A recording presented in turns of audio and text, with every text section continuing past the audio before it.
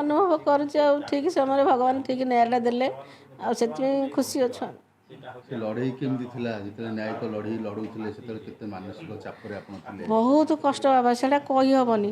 ଏତେ ଦୁଃଖ ଏତେ କଷ୍ଟ ଅଛି ଯନ୍ତ୍ରଣା। ଆଜିକି 7 ବର୍ଷ ହେଲାଣି, ଦିନେ ଅଧେ ନୁହଁ, ବର୍ଷେ 2 ବର୍ଷ ନୁହଁ, 7 ବର୍ଷ 3 ମାସିଆ ଛୁଆକୁ ପାଳିକି ଏ ଯେଉଁ ଲଢ଼ିକି କେତେ ଦୁଃଖ କହିହେବନି ସେ ଜିନିଷ।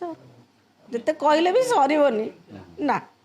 ସେ କଷ୍ଟ ଆପଣ ଦୁଇ ଜଣ ବେଶ ଭଲ ଭାବରେ ଜାଣିଛନ୍ତି। ହଁ, ବହୁତ ଦୁଃଖ।